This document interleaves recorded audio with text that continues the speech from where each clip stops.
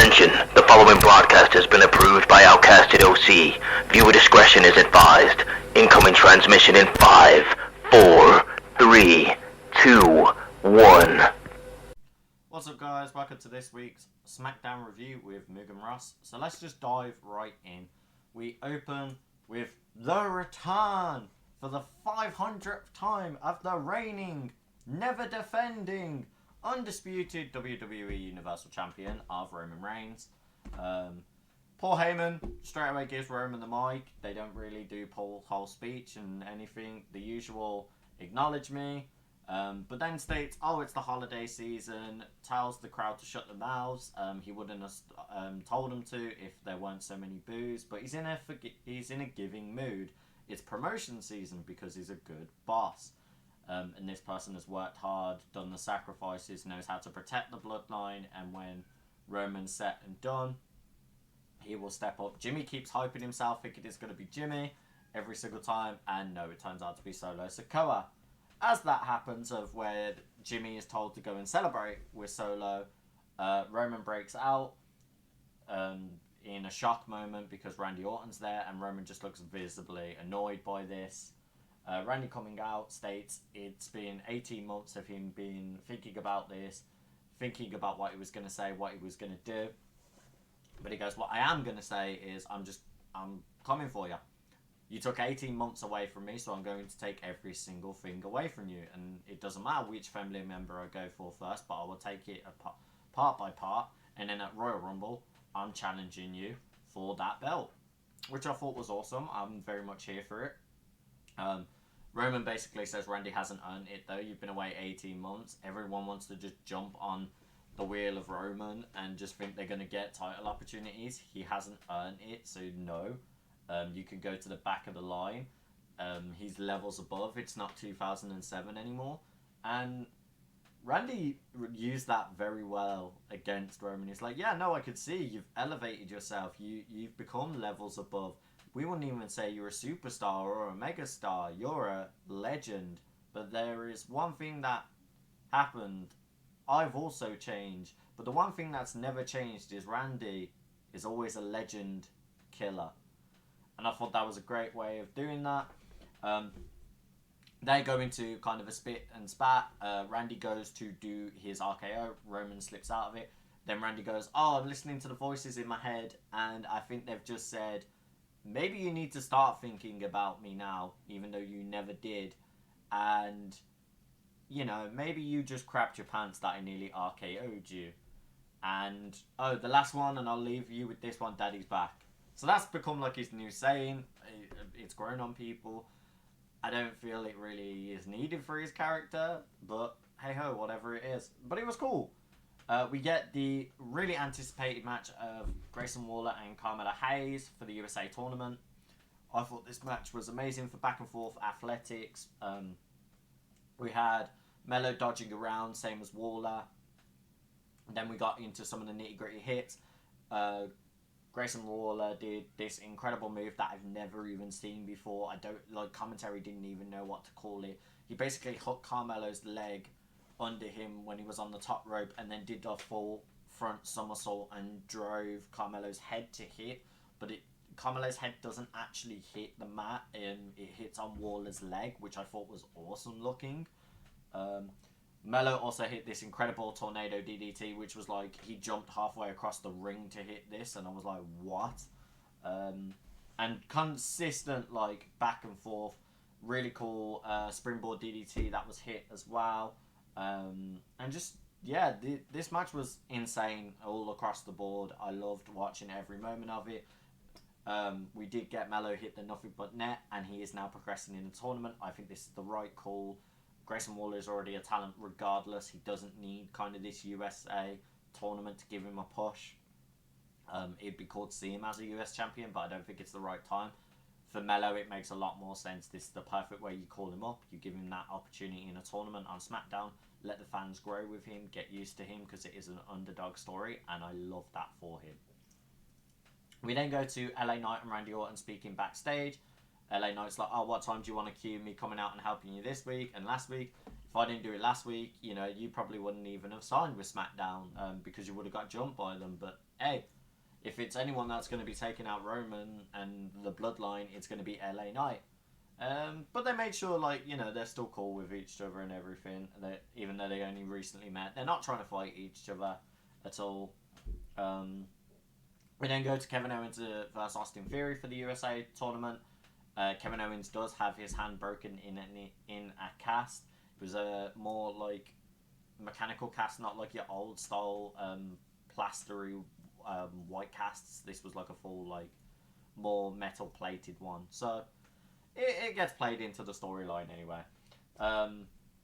With this, he was able to compete, but it ended up being a weird match of where Kevin Owens was doing a lot of one-arm moves, some very cool headlocks and like one-arm DDTs.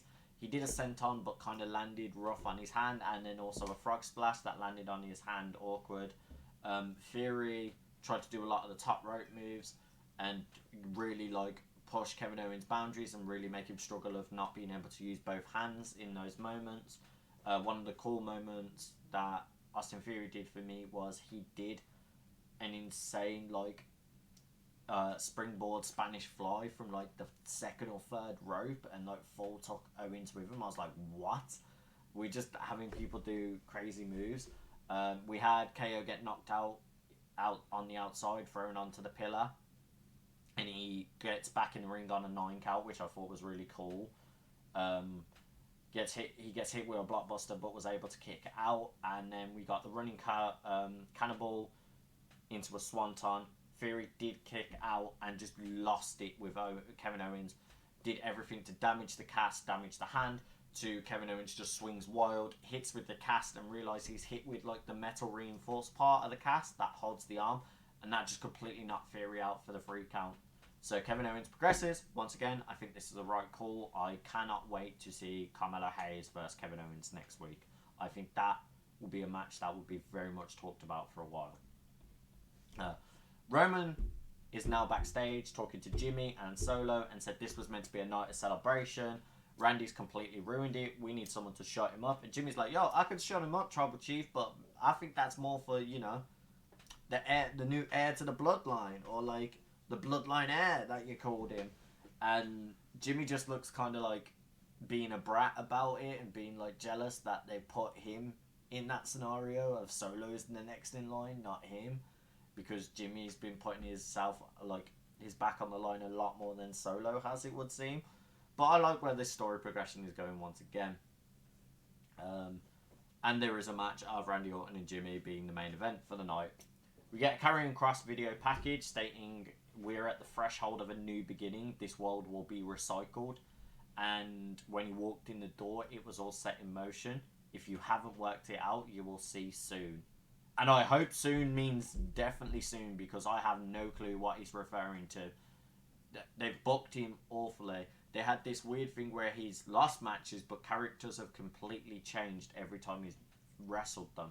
Is that what it means? He's ushered in a new era because he changed all of them? Let's hope that's what it is. We will have to see what they mean by that. Kevin Owens and Carmelo Hayes have a back and forth exchange. And he was just like, look, I'm not Austin. I'm not Grayson Waller. You ain't going to hit me in the face. We're going to have a good, clean match. And you ain't going to little brother me. And Kevin Owens like, what do you mean by little brother in you? Okay, whatever. But yeah, it was super dope to see. I'm really excited for that match, as I said. And I feel like that's just a really cool extra little nod to build with it. I think we're going to get some really awesome things.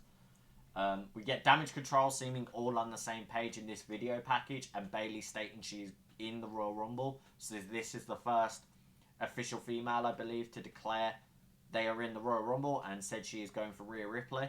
I love that storyline. If Io's one champion and Bayley's the other champion, I'm here for all of that. I think that will actually be sick.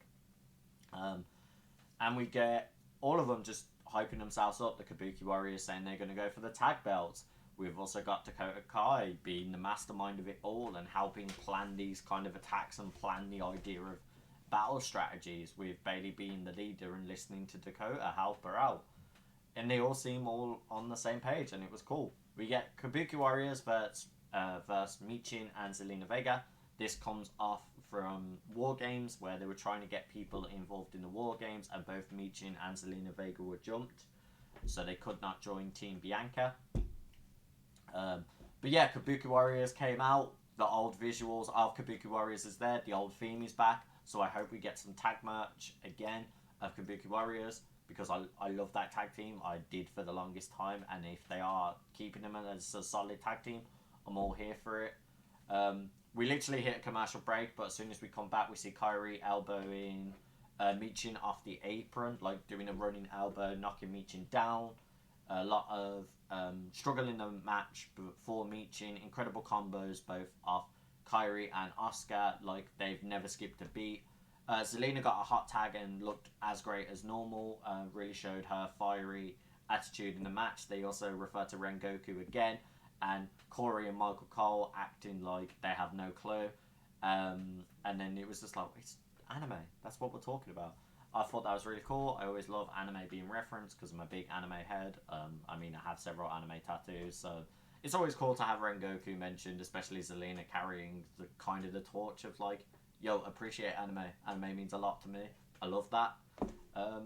Yeah, and we see some really awesome stuff where Zelina hits 619, but as soon as Kairi gets the chance after the 619, dazing her, she hits the spinning back fist that she is very much known through, that knock people down. Definitely knocked Zelina down for a count of 2. Michin getting into a fight with Asuka. We see a really cool headbutt off the pair of them, very martial arts style. Zelina gets thrown into the announce desk by Kairi on the outside. Michin goes to go to the top rope, but Bailey rushes down and pushes Michin to the ground, which gives the opportunity for Asuka to prepare like an Asuka lock combo to then get Kairi tagged in to do the insane elbow for a 3 count. Kabuki Warriors win on their first returning match as a tag team, and I love this. I hope this keeps them more on the page. And what was really interesting is Bailey's like, oh, come and hug me, Asuka, and Asuka did exactly that. So are they cool with Bailey again? Like, it's a very interesting. We then go back to Jimmy Uso backstage with Solo, trying to talk to Solo, being like, yo, Roman and Paul have been talking for way too long. I don't like this. This feels like a setup. You would tell me if something's going on, Solo, wouldn't you? And Solo, like, hesitantly nods and goes, I am your brother. And that's all he says. So Jimmy takes that as kind of gospel. But that answer to me is a yes and a no at the same time. He stating very factual, I'm your brother, so I'd tell you, but it doesn't mean I'd tell you before it happened. Maybe I told you it was going to happen as it happened. We'll have to see where it goes. We get Santo Escobar video package as well, talking about the US tournament and speaking about Bobby Lashley, how Bobby Lashley is all about looks and everything like that, and he understands it, but when it comes into the ring, it doesn't matter. Santos Escobar will come on top because he is fed up that he lost the opportunity at the US title. We get Bobby Lashley responding in that video package with the Street Profits with them, and Street Profits do a lot of the ad-lib work for Bobby Lashley, and I really loved Montez saying about Santos cannot stand on business against Bobby Lashley, and just Bobby Lashley stating, yeah, you're in my way. Logan Paul thinks he's got all these challenges he can win in the match. He can't win against me. Like, Bobby's already made the statement, I'm going to the final, I'm fighting Logan.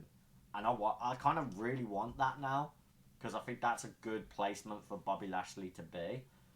We get into the main event at Jimmy and Randy Orton. The match was really fast paced, and you had Jimmy several times be like, yo, time out, because Randy Orton already nearly hit the vintage Orton DDT. We then got a load of back and forth once again.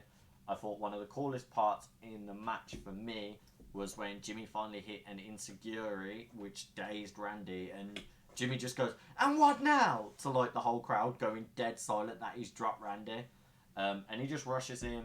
You see this cool 10 man like count punches that Randy does. Jimmy does the same back. As he goes to do the 10th, Randy literally eye pokes him, which I thought was cool. And yeah, just a lot goes down in that match to happen. You see Randy about to hit the RKO on Jimmy, and then Solo Sikoa's music comes out. So then LA Knight's music comes out. LA stops Solo, them two have a fight. Randy Orton quickly gets the RKO on Jimmy as Jimmy's trying to look, being like, what the hell's happened? And yeah, Randy gets the 1, 2, 3 count to then, like, Randy and LA Knight are having a back and forth, kind of like, okay, I get you saved me, cool, that's fine. To then Roman, out of nowhere, dives, jumps LA Knight. LA Knight's on the ground. Randy looks absolutely furious at this, and you see Roman and Randy staring at each other down. Roman's contemplating it, and then he decides to go to the ring. They start having a fight. Randy seems like he's getting the advantage on these strikes on Roman till Jimmy comes in, helps. So you see Roman squeezing Randy's head and Jimmy just stamping on his legs and on his back. To them we see LA Knight has finally recovered, dives in and helps, but numbers different. Solo also comes in. To we see a really awesome spot where I'm pretty sure it was Randy or LA Knight, one of the two of them were being held by both Solo and Jimmy, and Roman stood staring down at the Titantron of AJ Styles music hitting. So you don't realise he's actually behind them, waits for Roman to turn around and jumps past Jimmy and Solo, phenomenal forearms Roman, then hits the rest of like Solo, Jimmy, gets him out of the ring, and you have a moment where LA Knight pushes away AJ to start shouting at the Bloodline and everything, and they all seem cool. Randy doesn't do anything to AJ, just like, hell yeah, good stuff. And then, I don't know where AJ Styles lariats LA Knight, giving the clue Randy didn't want to get involved, and AJ Styles has turned heel. I like this progression, but are we having a heel versus a heel champion now? Because are we getting AJ Styles versus Roman? That's where the storyline seems. But he walked straight past Roman after. I thought he would have carried on fighting him. But he walked past the whole of the Bloodline. So I'm like, what's gone on there now? Like, we need answers to that. And what's going to happen with the OC now? Because your leader's back and he's become heel. Anyway, let me know what you guys thought of this SmackDown. If you like these videos and these reviews, go watch our other videos. We have a Raw review and NXT every single week. And I also do the AEW in a week review. I will not be doing this week because I have prior commitments. But you can look forward to the next ones that we will have on the channel. Hit the bell, hit the subscribe, hit that like. Comment what was your favourite part of this SmackDown, and we will see you all in the next